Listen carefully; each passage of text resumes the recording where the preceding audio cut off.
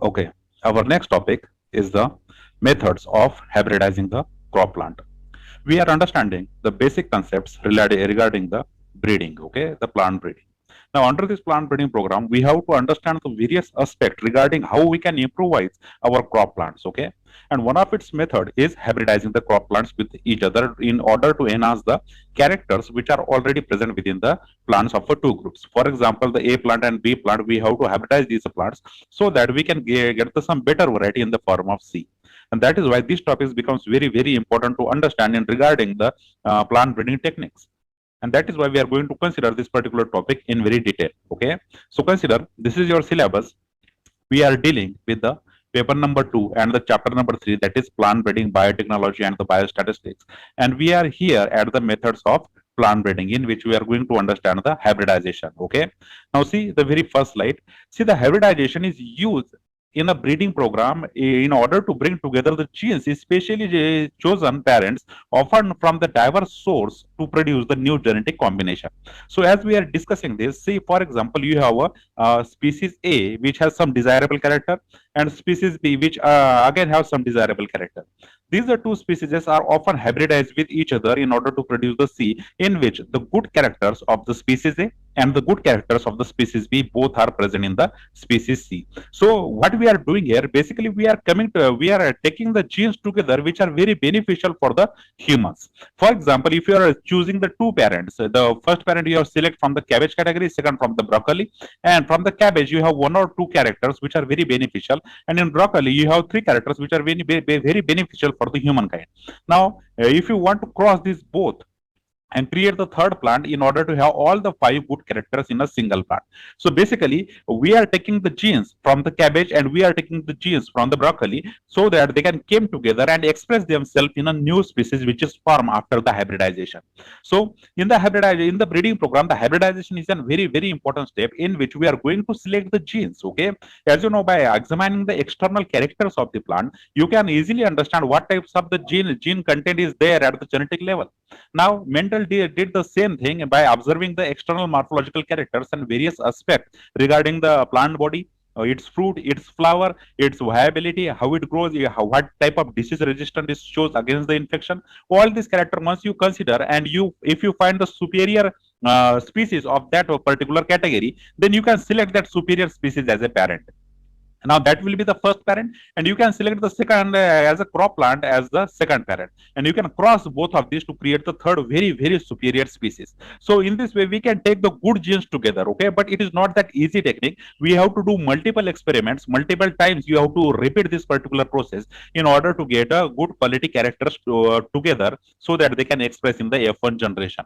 Okay, so basically in the process of hybridization we select the two parents and we hybridize these two parents in order to get the new genetic combination which will be very beneficial from the human point of view. Now see, these combinations are likely to give much greater potential for the genetic improvement than the selection from the existing population alone. Now see, for example, what is the meaning of this point? See, for example, there are the five species. Okay, A, B, C, D and E. Okay, this species A shows the two character, that is the protein content and the disease resistance in its body. Okay, so on the similar lines, the species B is showing the three very good characters in their bodies. Then the species C has the four characters, species D has the five, and the species E has the very good six characters which are expressed in their body. So basically, while selecting the plant for the our agriculture purpose, we will naturally go for the E because it is having the maximum amount of the good characters. But think for a moment, if you select the species E and the species D in the process of hybridization, for example, you have taken this species E and you have hybridized this species E with that of this species D. You know, the six number of characters are very good in the species E and the five numbers of characters are very good in the species D. So resultant hybrid may have up to 10 to 11 good characters in them. If you go, of course, if you have the successful hybridization program, then and only then you can have this combination. Okay, so in the hybridization, unlike in the selection you will go for the best species, but in the hybridization you can cross two best species just to get the third best, which is the more reliable or more improved as compared to the first two bests. Okay, so basically this is the basic difference between the hybridization and the selection. In the selection, you will only go for the best species, but in the hybridization, you can create the best species by combining the two species which has the very great genetic potential.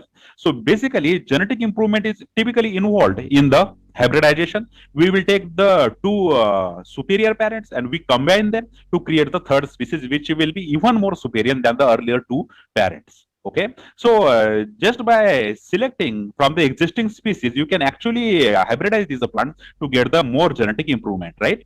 And therefore, this particular hybridization is a very key activity in the plant breeding. Now, hence, this particular process of hybridization has a higher potential or much more importance during the plant breeding program, because we want to cross such a plant so that they can give the benefits of both of their parents. Okay.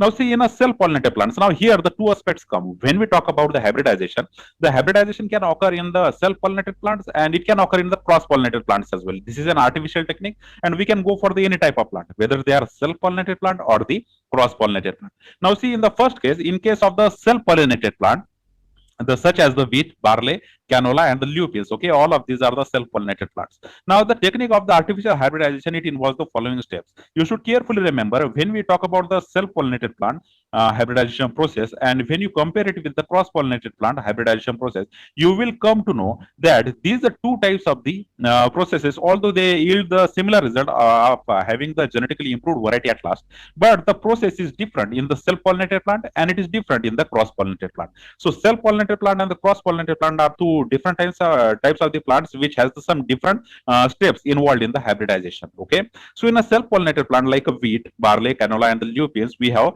following type of the steps which are involved in the hybridization. Okay, so the very first step is, if the flowers are born in inflorescence, they are examined to find those which the earliest flowers are 2 to 3 days prior to the anthesis. Okay, the anthesis literally means the release of the mature pollen and the fertilization. Okay, so just before the anthesis, just before the pollen get mature, before that, before 2 to 3 days prior to it, the flowers got collected. Okay, so here what we are going to do in the first step, we are going to do the we should examine the flowers. Okay, whatever the flowers are there which are produced in a bulk or in the inflorescence, first we have to examine these flowers, but we should examine these flowers 2 to 3 days prior to the anthesis. Okay, because after the anthesis there is a larger chances that the flower will get pollinated in the process of self-pollination. You know, in the self-pollinated flower, the pollen grain and the stigma lies together. So pollen grain, once the pollen grain get mature here, it can automatically transfer its pollen grains on the stigmas. Basically, here, if the anther gets fully mature, it can easily transfer the pollen grain to the stigma, and hence there will be the pollination. And after the pollination, there will be the fertilization, and after the fertilization, there will be the creation of the seed.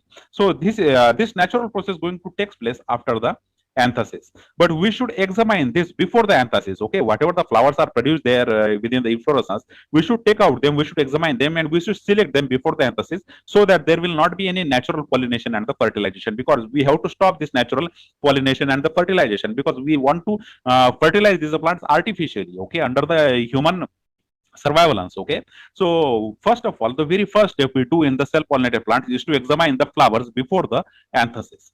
Now see the second step, those are parts of the inflorescence bearing the flowers which are too small or too late in the maturity for the hybridizing are removed by the dissection. Okay, so basically inflorescence contains the many flowers, and these are flowers we have to select them carefully. For example, some of the flowers are there which are too small. Okay, some of the flowers are there which are too late in the maturity, so we have to remove such a flower, because we want the flowering at a very optimum time during the process of hybridization.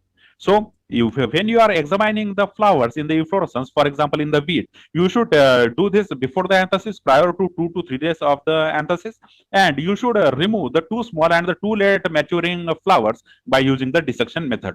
Okay, now in the third step, the anthers of each flower is removed by the forceps. This particular process is called as emasculation. So basically, if there is a flower and this is a self-pollinated plant, so both stigma and the anther are present on the same flower. So basically this particular anther is removed artificially in the process of emasculation by using the forceps. So removal of the anther from the flower, this process is called as emasculation done in the third process. So what we have left on the flower is only the stigma now, which is maturing. right? Now, in the first step, what we have done, we have just observed the flowers before the 2 to 3 days of the anthesis. Then in the second step, whatever the flowers which are not suitable for the hybridization program, we have removed these flowers efficiently. Okay. And in the third step, what we have done is the process of emasculation. In the process of emasculation, we will remove the male part or the anther so that plant will not get self-pollinated. Okay.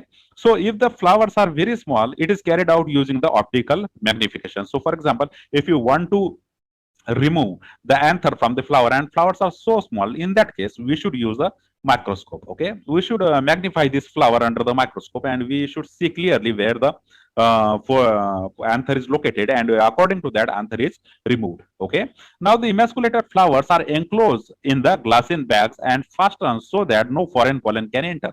So after the removal of the anther from the flower, only the stigma is there and the flower is there. This stigma and the flower is covered with the glassine bags. Okay, these bags will prevent any entry of a foreign pollen grain which may pollinate this particular flower by chance. Okay, so artificially what we are doing here, we are avoiding the natural pollination and fertilization.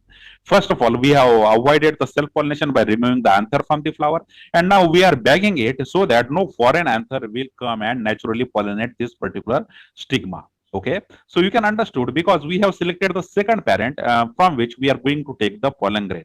Okay, and this pollen grain will be there for the pollination and fertilization. This is the first parent in which we are going to save the stigma, and from the second parent of the desirable character we are going to take the pollen grain, and then and only then we should allow the pollination and fertilization under the human surveillance. Okay, so whatever the stigma is left there on the flower, these particular flowers are then bagged in the glassine bags. Okay, now see, the emasculated flowers are left for 1 to 2 days, the time for the stigma to become receptive. So after giving the time of 1 to 2 days for the stigma, it will become receptive. In other words, it will become the mature. Okay, so now stigma is ready for receiving the pollen grains. Now at which times the anthers from the male parent are chosen immediately prior to the anthesis. So we are going to select the second parent from which we are going to take the pollen grain, and this pollen grains should also be selected just before the anthesis, because before anthesis it's very easy to collect. After the anthesis they will just removed by the air or the wind. Okay, by the any agency of the pollination. So here we have the one female plant which is self-pollinating plant, and here we have the male plant which is also the self-pollinating plant. In the female plant we have left only with the stigma on the flower. Okay, and in the male plant we are going to select the pollen grain, the anthers before the maturity, so that the anthers will remain intact inside. Okay, so one parent is giving us the stigma and the other parent giving us the anthers. So now the pollen grain from this anther we will transfer it on the stigma so that they can get pollinated artificially. Okay, so we have selected the another male parent, and we have selected their anther just before the anthesis, that is maturing of the pollen grains. Now this is just when the anthers are deep yellow and have not dehisced. For example, see in this picture the deep yellow colored anthers are there, but dehiscence has not occurred. That means this is the right time to collect this type of the pollen grains or the anthers, because deep yellow is considered as a maturing time for these anthers, and before dehiscence, that means they are going to dehiscent very soon. So this is the very appropriate time to collect these pollen grains, okay, or the anthers. Now in this condition they will dehisce soon after the removal from the flower. So upon dehiscence, the pollen is dusted on the stigma with the anther held in the forceps. So basically we will hold the stigma with the forceps, and we will take this type of the anther near to the stigma, and we will dust some of the pollen grains on the stigma. And you know, in the process of pollination and fertilization, which we have explained in our another videos, understand this, after the pollination, consider this is an stigma. Okay, this is a style, and at last here we have the ovary. Now when the pollen grains are dusted on this stigma artificially, this pollen grain will germinate to produce the pollen tube. Okay, and the sperm cell will reach to the egg which is present in the ovule. Okay, and sperm cell and ovule will combine here to produce the seed. Okay, so this is over here the pollination takes place. Okay, and here the fertilization takes place. So fertilization and pollination are brought together here by selecting the male plant and the female plant. Okay. So we have selected the male plant first, then we have selected the female plant. We have get radiated the stigma just before the maturity. We have get radiated the anther just before the maturity, and we have pollinated these are two types of the plants artificially under the artificial conditions. Okay, so now the pollination occurred and the fertilization has occurred. There will be the formation of seeds. Okay, so after the pollination, the inflorescence or the single flower are again back in the cotton wool. Okay, so here also after the successful pollination, we have to cover it with the bags. Okay, in the cotton wool we have to cover it so that there will not be another entry of the another pollen grain, right? So the bags can be removed from the flowers about 10 to 12 days after the pollination, and the hybrid F1 seeds are allowed to ripen itself. Okay, so basically what we have done here, after the pollination, we have bagged them for 10 to 12 days, and after the 10 to 12 days, there should be the formation of seed, and this can be considered as the F1 generation, because the first two parent which we have crossed, this resulted in the third type of the plant, which will be considered as the F1 generation, because this is the F0 generation, this is the starting generation, and this is the F1 generation, and this may have all the desirable characters of the parent A and the parent B. From parent A, we have used the stigma alone, and the parent B, we have used the pollen grains. Okay, and we have selected these parent A and parent B depending upon their good genetic characters, right? And they have created the C species, which will be considered as the F1 generation, and it may have all the good characters in them, or this particular experiment may get failed. Okay, it may get failed thousand times, and we can do it for repeated times till we get the superior quality in the form of C. Okay, so finally we have the F1 generation. In this way, in the self-pollinating plants, we can do the this particular type of hybridization. Okay, now when we talk about the cross-pollinating species, okay, for example, the species is not self-pollinating, but it is cross-pollinating. That is the transfer of pollen grains from anther to the stigma occurred through the different flowers, and generally the pollinating agency in the form maximal in the form of bees are required. So for cross-pollinating species which are monoecious, and those are hermaphrodite, that is having the bisexual flowers, species are strongly self-incompatible. Now what do you mean by the self-incompatible? Now we have understood the flower which is self-pollinating. Now in the self-pollinating flowers, when the pollen from the same flower land on the stigma of the same flower, they are very receptive, and the successful pollination and fertilization can occur. But here in the cross-pollination plant, if the pollen grain from the same flower landed on the same stigma, it shows the self incompatibility. That literally means here the pollination is not gonna be successful until there is a transfer of the pollen grain from one flower to the another flower. So it always requires the pollen grain from the another flower in order to have the pollination and the fertilization. In the self-pollinating plant, on the other hand, they are self-compatible. But the cross-pollinating plants are not self-compatible. They will always require the pollen grain from the another flower. And if the pollen grain from the same flower somehow landed on the same stigma, it will not germinate. It will show the self-incompatibility. Okay. Now here, emasculation is not the necessity prior to the hybridization. Now this is common sense. Now in this case, if the pollen grain of the same flower is not going to pollinate the same stigma, then here we don't have to do the step of the emasculation. In the emasculation, we have removed the anthers. Okay, what we have removed from the flower? We have removed the anthers from the flower. And these anthers, why we have removed at a first place? Because we have fear that these are going to fertilize these particular stigmas. And that is why we have removed that anther. But in the cross-pollinating plants, there is a self-incompatibility of the pollen grains which is reaching to the same stigma. So in this case, there is no need of the emasculation. So this is the basic difference between the hybridization method of a self-pollinating plant and the hybridization method of the cross-pollinating plant. Okay. Now consider, see, through these steps, the very first step we have to do for the cross-pollinating plants is the female flowers of the female parent are cross are enclosed in the paper bags well before the stigma become receptive. Okay, so some of these steps are very similar with that of the self-pollinating plants, and hence these are very easy to understand now. Now we have selected the female plant. Female flowers are selected just before the maturity of the stigma. We have bagged them. Okay, so that no foreign pollen grain will land upon that stigma. Okay, now this will prevent the self-pollination for the monoecious and the dioecious parent respectively. Okay, and also prevent the cross pollination for the adjacent plant. Basically, here the cross pollination should get avoided because the cross pollinating pollen grain from the other species may land on the stigma in order to have the successful pollination. But here we want to do the controlled pollination. We have already selected the parent A and the parent B. Okay, the parent B stigma is there and the parent A pollen grain is there. So we should just before the maturing of the stigma, we should bag it till there is a maturing of the pollen grains from the species A, and then we will artificially dust this pollen grains, this particular pollen grains on the stigma of the B species. Okay, so here just before the stigma get mature, we should bag it, and it will prevent the cross pollination as well as the self pollination from the other species. Now in the second step, when the stigma become receptive, the pollen grains collected from the male flower, the second parent, that is the male parent, which shows the desirable character, from this male flowers we will take the pollen grain. Now the pollen grain is collected when the flowers have just reached the anthesis. Yes, we know just before the anthesis, we should collect these anthers, and these anthers will be yellow in color at that time, and these anthers are then be mature and should be dusted on the female flower in order to get the pollination.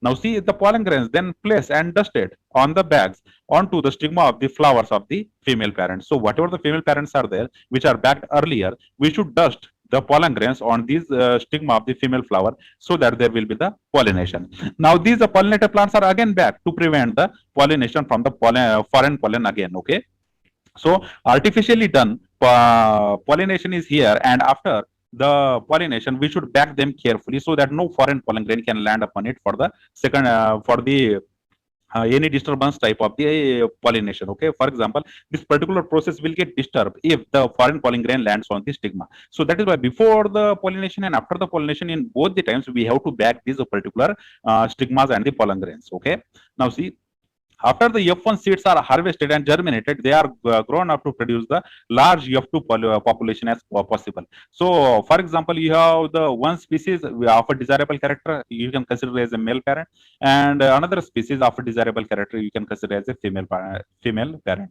Now, we have crossed them, okay, artificially in the process of hybridization, and we have created the third species, okay, which is showing the very good result and showing the desirable character of both species A and species B. Now, these can be considered as F1 generation, and these F1 generation seeds, okay, we can plant them maximally so that you can get the F2 generation. Okay, and then you can typically select the plants for growing from the F1 generation in order to have the desirable plants from this generation and onwards. Okay, so whatever the F1 seeds are created from this F1 seeds, we can create the F2 population. Okay, and this ensures the maximum opportunity for the recombination and the segregation to produce the new genetic combinations. So basically, after the F1 generation planting, maximum new type of the genetic combination generations will be created there, and it will be very easy to select the plants with a higher genetic potential. Okay, and this is the basic aim of our hybridization method, because we want to create the best genetic combination in the form of new species. Now see, if a more complicated hybridization is required, then the F1 plants may be used directly as a parent for the further process. For example, whatever the F1 plants have created here, these F1 plants of course very superior from their parent plant, then we can self cross this F1 generation to create the even more superior species than these F1 plants. Okay, so these hybridization methods can grow on till there is a best variety, or you can say superiorest variety is created. Okay, so this was the final aim of our hybridization program, that we should create the such a species which will give us the maximum potential in the form of new gene combinations. Okay, so this is how we can do the hybridization for the crop plants. Okay.